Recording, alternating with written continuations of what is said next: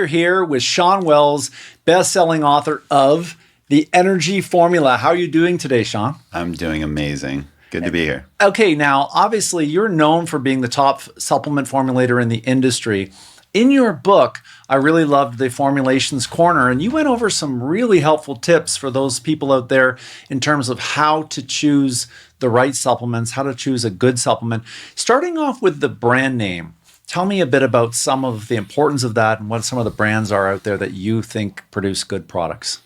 I think it's hard right now when you're on Amazon a lot and you see these brands that have thousands of reviews. And by the way, I've been digging into some of these, and some of the ones that say Amazon's Choice, I've looked into some of the research on these from companies like Labdoor, Consumer Reports, some other third-party testing, and some of these are coming up very short. So It's a suspect relationship when they're called Amazon Choice, and you think that this is a very good product.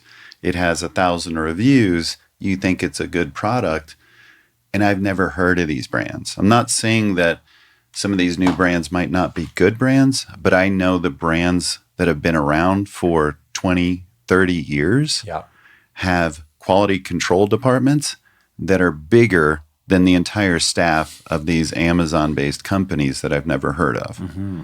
And they're spending millions, and I literally mean millions, in testing. And it takes extra months, and it takes a lot of expertise, and it takes high-level equipment. And so we're talking about like companies like Thorne, Designs for Health, Zymogen, Life Extension Foundation, Now Foods, Doctor's Best. You know, these brands, yes, they're going to cost a little bit more, especially than some of these high-volume Amazon brands. But I like to know what I'm getting, especially if it's the first time you're trying a supplement and you're saying whether it works or doesn't work to your friends or to your doctor, then make sure you're getting something that actually has that ingredient or multiple ingredients in it. Yes. So I like to use trusted brands. Another aspect of that is not only do I know what I'm getting in it, but I also know what's not there. Yeah. I mean, there can be banned substances, stimulants, Viagra analogs, heavy metals, you know, things that were just run on some of this equipment at these contract manufacturers that may not be cleaned that well. And the assurance isn't there unless they go through extreme testing. Mm-hmm. And I want to be sure. And, you know, there can sometimes be order of magnitude problems where it had 100 times too much vitamin D or 100 times too much iron. And you don't know unless that quality control is truly there. There's something that happens in the industry called dry labbing, where essentially the contract manufacturer, if you're not using a very high-end one, like these brands that are excellent would be, not only doing the quality control, but they're doing inspections constantly at these contract manufacturers. And if you're getting a lower tier contract manufacturer, they might do something called dry labbing where they essentially print the results. Really? They didn't actually send it out to a third-party lab. They're just printing it up and say, yep, it passes. So that way they don't have to rerun it. That way they don't have to have the HPLC equipment. That way they don't have something that could be problematic. And with the smaller companies that aren't doing third-party testing on top of the contract manufacturer's testing, they can get away with it. A company like Thorne, they want to see the contract manufacturer's testing. They want to see the raw material ingredient supplier's testing. Mm-hmm. And they want to see finished product testing from a third-party lab like Alchemist or Eurofins, etc. So there's so much more testing. Let me one-up that. So a company like Thorne that has full disclosure labeling, that has the genus and species of the ingredient, that has the plant part of the ingredient, that has the standardized active constituent of that herb, and then has the dose, and then has all these ingredients listed out. That's a lot more testing because you have to test out to that genus and species if you're doing identity testing. And then for potency, you have to test out for that active at that level. When you're not listing this stuff and it's in a proprietary blend, you don't need to test out for any of that. And you can change the order of the ingredients based on what's cheapest that day. Yeah. Now we're going to talk about that because that's my next point was the proprietary blend game. And we've seen this for years, and the law, from what I understand, the FDA law is that it has to be listed in the descending order from heaviest to lightest all the way through. Yeah. But that's where it becomes creative. And we've seen that in protein powder where you see whey protein concentrate, then you see whey protein isolate, and then you have your flavoring, and it might be 21 grams of whey protein concentrate and 1 gram or 2 grams of protein isolate. And then all of a sudden you have your flavoring, and that is perfectly legal. Tell me a bit about the proprietary blend game and why that kind of gets under your skin. Because I notice you kind of get tense when it comes to the proprietary, and you've battled that for years since you formulated your life. Career. It's the one thing that if everyone watching this right now can commit to me to no longer support proprietary blends. To me, this is like taking a stand on, child labor laws or sustainability and for the planet. Proprietary blends is a scam. You will get some companies that will say, it's so we can protect our formula. And I say, okay, you want to protect your formula, use a proprietary blend, get studies on it, get patents on it, and then come talk to me. And if you have that, it's legitimate. You're protecting it. You're proving it.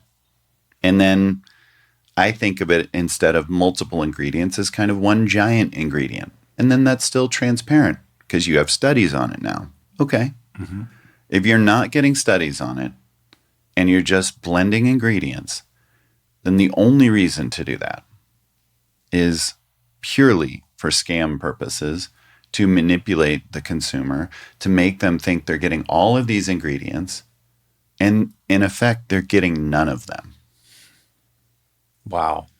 Okay, so then obviously their full transparency labeling is another point you listed, your third point in the book. And that obviously kind of goes hand in hand with the proprietary blend.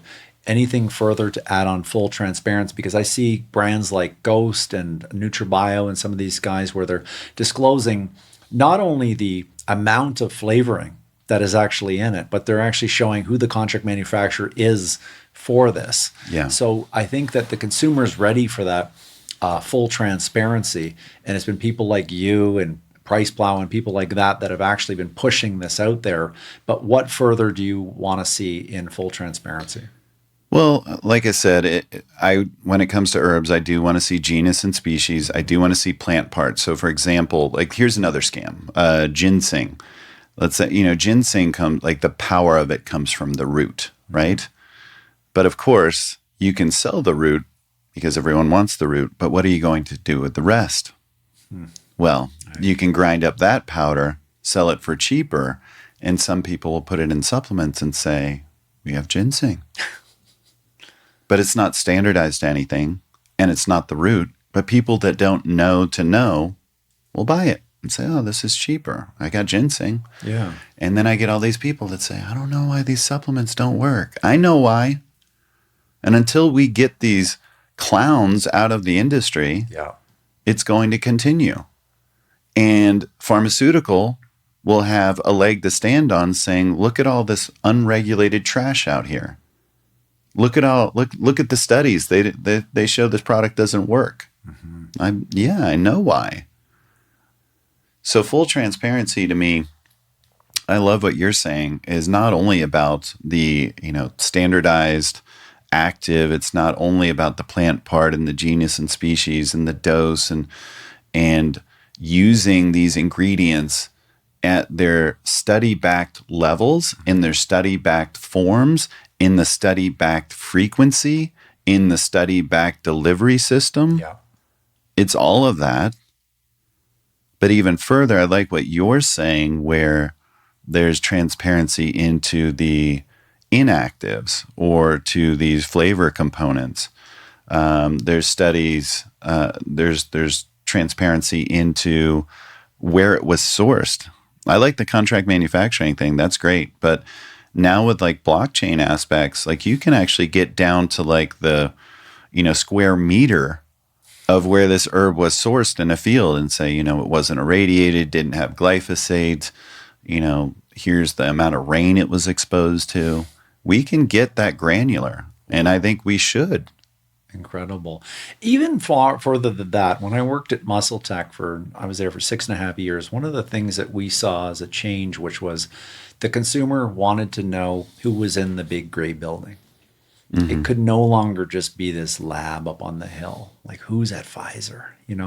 I feel like now the progressive companies out there have kind of peeled back those layers. You go to Glaxon, you see Joey Savage, you see him talking about what they do, you see products coming down the manufacturing plant, and you're seeing this now where you're getting to know who the people are behind this. And if you go back to the days when you were working at Dymatize and places like that, there was this culture bred in the 90s and 2000s that, hey, it's don't ask who works there, it's just the brand, and now it's like the consumer wants to know where it's from, but also who are the people that put this together. Yeah, it's funny you bring that up, because the reason I got into all this was people like Dr. Marv at iOvate. When I saw him in a magazine wearing a lab coat, I'm like, this can be an actual job. And I was like, I want to do that. Yeah. And if it wasn't for Marv, I wouldn't be where I am right now. And I've told Marv this several times, that he really inspired me, and it showed me that it's possible. It's kind of like, young African-American kids taking up golf because of Tiger Woods. Sure. It's like you see it and then you can be it. Mm-hmm. And for Marv, like that was the way it was for me. But also, as I started to get into this, I started to, be excited. This was early on when there was pro hormones and a lot of crazy stuff happening, like Patrick Arnold and That's right, the chemist, William Llewellyn and some of these guys, when I was on these bodybuilding.com message boards, really shaped me too, as guys that were answering these questions. And, Joey Rodriguez, there was a lot of these guys that may not be household names to people watching right now. But for me, they were my celebrities, because I dreamed of being a formulator. I dreamed of being deeply involved in this company. And it helped me too. A hat tip to Joey Rodriguez, who was the CEO of Man Sports at the time. I came on to Man Sports when I was pursuing my master's in nutritional biochemistry. I was on the message boards and on the Man Sports boards answering questions. I was helping with these formulations like Scorch, first ones to come to market with raspberry ketones, first ones to market with beta-alanine, first ones to market with sesamin. I mean, we went down, like we had so many unique ingredients. Citrulline malate, we were the first ones to market. And beta-alanine. Yeah. I mean, Man Sports was, and everything was full disclosure back then. Huh. This is 20 years ago, maybe now. Wow. That we were full disclosure on everything, and everything was study back doses. So, I have a lot of respect for people like Joey at that point, when that was very atypical. And that kind of set the tone for me of like what I felt was right. Mm-hmm. And I really appreciated that our products worked. And I was an evangelist. I was, the guy that was, putting up bottles at the booth and, rolling out the carpet and, the whole thing. Like, I worked my way up in this industry, but I appreciate the companies I came up with. Mm-hmm. But I think what you're touching on is a trend that we have seen incubated from the Dr. Scott Connollys, the Marta Visqualis, Mm-hmm. Yes, Jim Stepani. Love all of them. Tim Ziegenfuss. Love him. From Champion Nutrition. Is it Michael Zumpano? Of these guys that kind of bridge the let's take academics and bring them into the supplement industry to raise that game, to do things that science can prove. And I mean, you've been just trailblazing with NNB, obviously discovering new ingredients out there, doing the research, doing the patents, which makes it exciting. You're making things that actually are better than just generics, pushing the envelope. Let's touch on the next point here. is right part of the plant. Okay, now a lot of this you touched on of, hey, in ginseng you have the root, it has ginsenosides in certain parts, but then other parts of it do not have the same effect.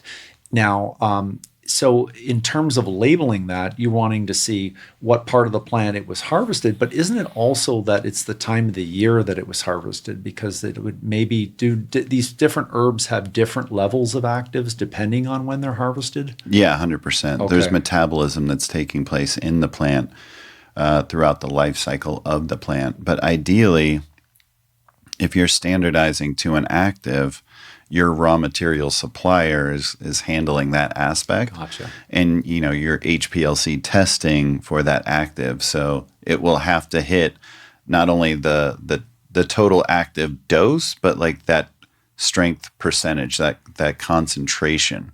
So let's say it's 5% ginsenosides or 10% ginsenosides. Yeah. It needs to hit that level. So not only the absolute dose of ginsenosides, but also that concentration. Interesting. And now we obviously can't talk about this without talking about the shortage of the supply chain. And obviously this is going to cause, in my opinion, this is just my opinion, some of the, I guess, unscrupulous companies that might now start to use lesser quality extracts just to get their hands on it. I've heard of companies that are forced to buy, it's a take it or leave it. There's no lab tests and there's no return. Either you want it or somebody else wants it. I mean, we look at things like creatine where the price has gone up 5-fold increase, even more in some cases. But do you feel now that because of the supply shortages, this is the time now for consumers to look for branded ingredients like the NNB ingredients and things like teacrine, that's the branded version, and things like that, rather than just look at the price tag that's on their supplement? Yeah, that's wonderful. Yeah, agreed. I love branded ingredients because for several reasons. There's more accountability. You have a company and a CEO. For example, my ingredients, teacrine and dynamine. Matt Titlow, Family Guy, CEO of Compound Solutions, you can go directly to him and talk to him, have a conversation with him. And he is responsible for that company, responsible for the impact of those ingredients. And that doesn't happen when you don't have someone that's a face of a company. And so it's easy to reach out to him. It's not some convoluted email process to try and find the right person. And so it's more direct, and I appreciate that. Next, with these ingredients, they're chosen because they have scientific research behind them. They're chosen because they have a handle on supply chain. They're chosen because they just flat out work. And usually, like for example, teacrine and dynamine, we have, 15, 20 studies. I mean, it's a lot of research that's been funded by us, that's been funded by Compound. And that takes a lot of money. But at the same time, a company like that is going to be risk averse. So, it's there to assure the quality. It's there to assure the efficacy. But at the same time, it could be devastating to a brand like Compound Solutions if something didn't test out, if something was somehow dangerous or didn't work, or there was negative media about it. That's what I'm saying with that direct accountability and an easy way to connect with the company. That's a level of assurance that's just it doesn't compete with, when there's a contract manufacturer maybe putting your product together, and maybe they have a spec for the ingredient and they can source it from 50 different companies. Yeah. And maybe that one company that day isn't the best company, but they're like, hey, we just need this for the client. Let's put it in. I like that a branded ingredient has the research dollars behind it, has the branded name behind it, has the quality assurance behind it, has a person that you can directly contact and have a discussion with behind it. So to me, when I can use branded ingredients, I do. And I love companies like Genius that like whenever there's a branded ingredient, it's in there. Like, I mean, literally on many of their products, 2/3 of their ingredients are branded. And I love to see that NASCAR panel, if you will, of all these different logos. I mean, that makes me believe that the quality assurance is there. It's kind of like, you know, if you buy, BMW and it's got Harman Kardon speakers or something, it's like, okay, you know, that's another level of assurance than just generic speakers. You know, that name is there and that name means something. And so both companies are like, hey, if we're going to put our names on this, this better be good. Harman Kardon and BMW. Yep. And it's just like that with, you know, T-Creen and Dynamine, or, you know, the ingredients that I've worked on with NNB, or some of the new ingredients we're working on with Ingenious Ingredients. Calorie burn GP, like I have used the generic grains of paradise in the past, and I hadn't felt a thermogenic effect. I use calorie burn GP from NNB Nutrition, and I actually can feel a thermogenic effect from it. And one of the things that I have noticed is that sometimes you look at a pre-workout and you may see that it has this in it, this in it, this in it, and it's a generic version, but it doesn't give you the same physiological feeling as the branded ingredient version of it, because you know this is actually what was meant by this and this and this, because perhaps there's not the level of actives that are there. It's a generic version of that, not branded. So I think that the branded ingredients in these formulas you're talking about give the consumer a better feeling. And when we're in an industry where we look at the banning of DMAA and some of these other, the push on hygienamine and hordenine and things like that, it's up to people like you to discover new stimulants and brand it, patent it, do the safety data, because the consumer, they want that ephedrine feeling that we kind of grew up with, or the DMAA feeling. So now the consumers out there, I believe that they should be using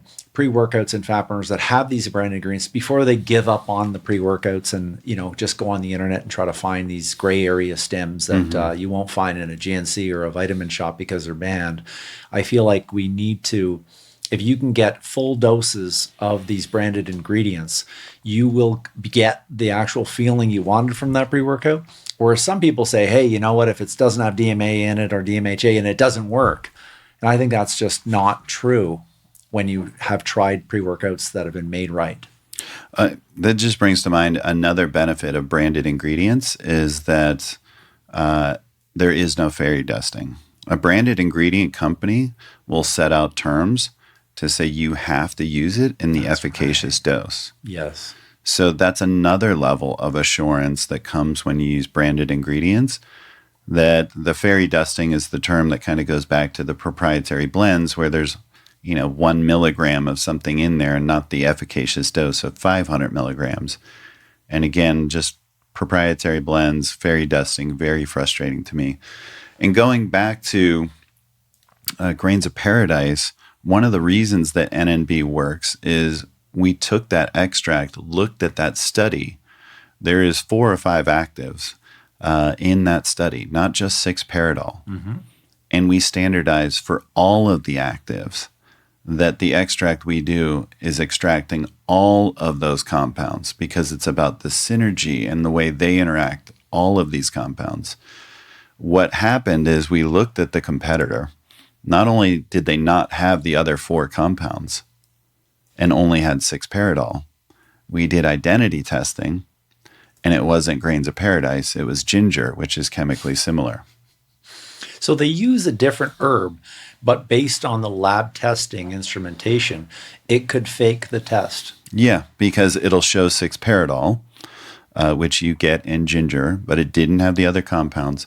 But if you were to do identity testing, it would not test out, and therefore is an adulterated substance, therefore is criminal by the FDA, therefore should be recalled. And it's a big deal. So some of the supplement company owners, they may not be aware that their operations person may be buying a cheaper version of a Grains of Paradise and actually putting them in legal trouble. And we know in the US, all the class action lawsuits that can happen, but they may have an adulterated raw ingredient, not even knowing that. because they just tried to avoid a price increase or just tried to find a way to get the overall formula cheaper. Exactly. Incredible. Okay, so then we've got expiration dates. You know, as kids, we sort of see our protein powder and you want to make it last, you know, because you're on a tight budget. I've even seen some companies literally bring the product back, rub off the expiration on it, or they put it in an ink that's a blue ink on a black bottle so that it's hard to see, and then they will bring it back. How important are expiration dates on supplements?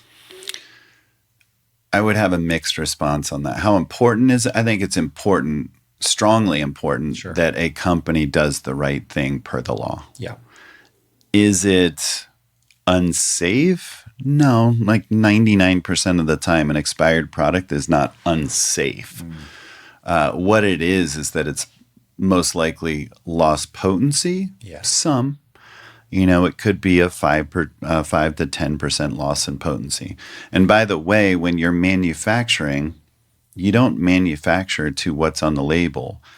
You manufacture overages so that you still meet label claim at point of expiration. 2 years to shelf, 2 years on the shelf, it has to meet that label claim. So you put in overages at the beginning.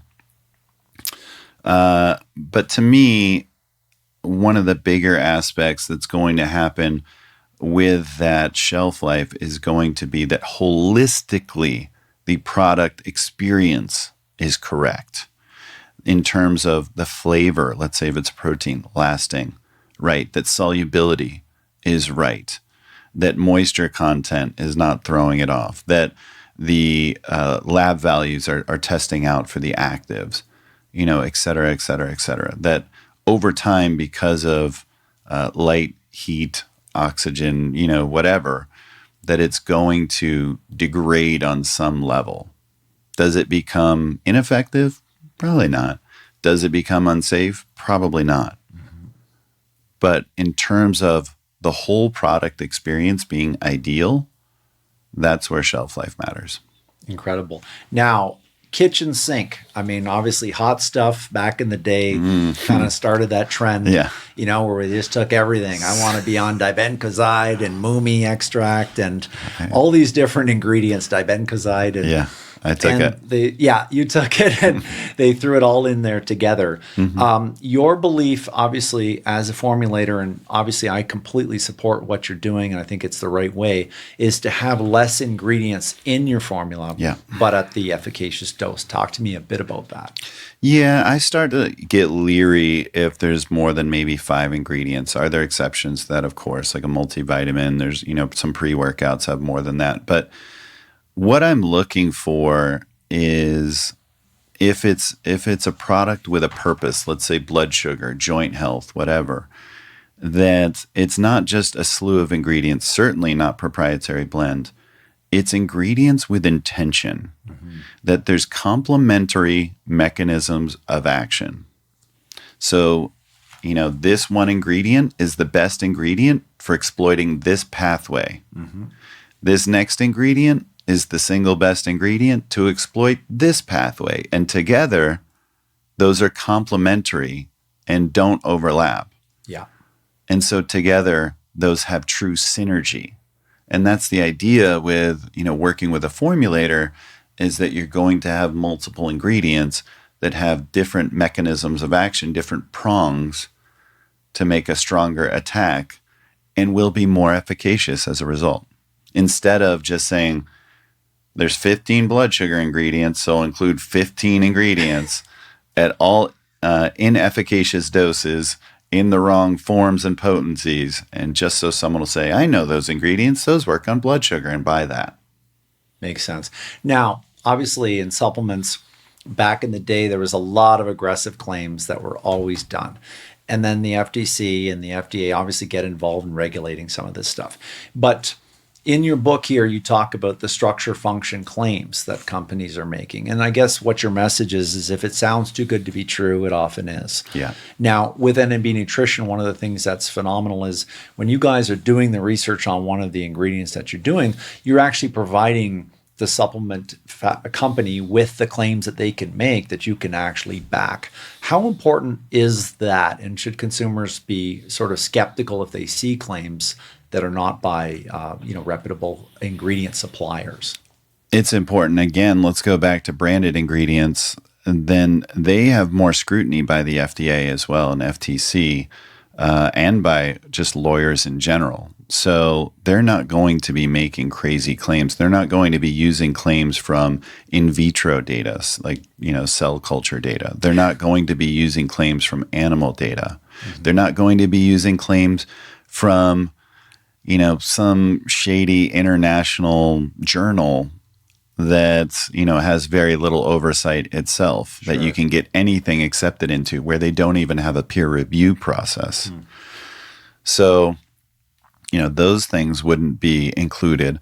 But what I don't like is when, even with a good study, sometimes you can get people that will manipulate the data in a sense of, let's say, where there's, 0.25% increase in one thing. And there's a 0.1% increase in something else. And you can say, well, it was 250% more. It's like that. Yeah. The statistics can be manipulated to sound like massive in cases where they're not even statistically significant, in cases where the difference is actually minuscule. But you can play with statistics to your own advantage. And those are red flags. When I see, 880% more testosterone or, whatever it is, show me the real data on this. Mm-hmm. Let's talk, real statistics. Let's talk about like what the hopefully non-biased reviewers found in the discussion and said, this ingredient was capable of, raising testosterone by 24%, in 40 to 60-year-old males. That's another thing that you need to look at with these studies too. By law, they need to represent the actual population that you're selling it to.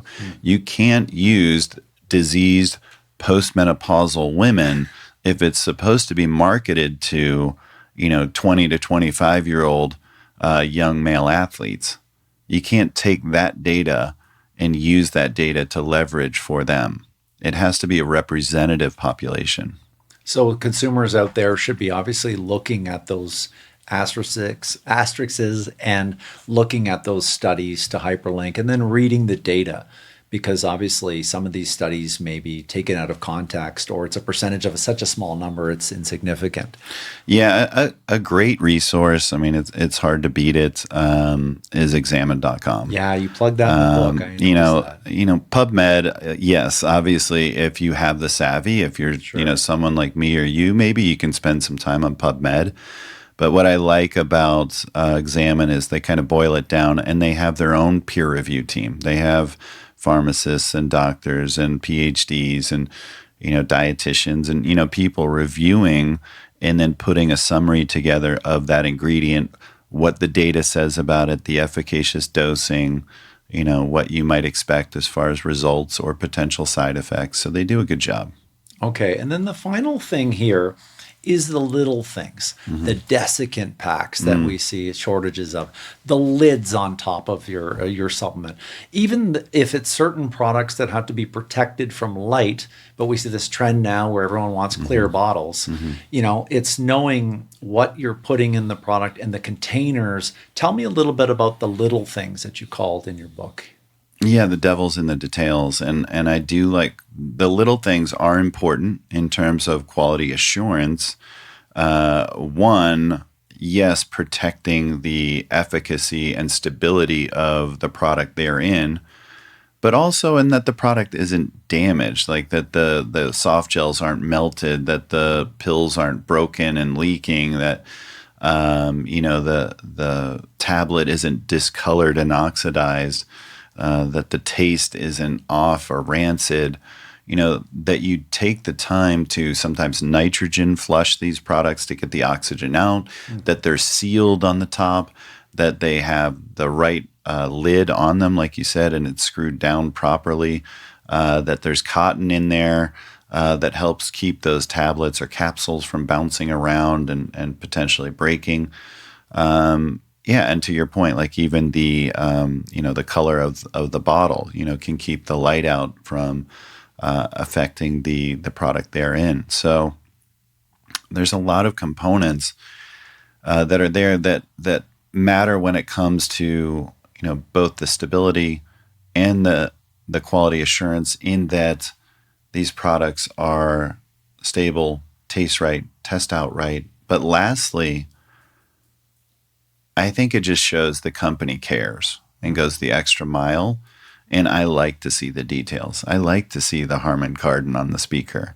I like to see the little, stitching in the headrest. Sure. You know what I mean? It's like that. It's like, okay, like I see you. This is a company that cares about how their product is perceived instead of just pushing through volume on Amazon. Yeah. You know what I mean? And having those little desiccant packs, that's important too, or those little barrels. All of that stuff is pennies, but can add up. Mm-hmm. What we're talking about can end up being 20, 30 cents. If we're just talking about some of the things with having the cotton and having these desiccant barrels and having the right seals, and, that adds up. And the companies that are just cutthroat, that just want the lowest price, they're not going to do those things. Yeah. This is it, folks. You have it. The tips there from Shawn Wells. You guys got to get your hands on this book at shawnwells.com. Thanks very much today for taking time for us. Thank you so much for having me on.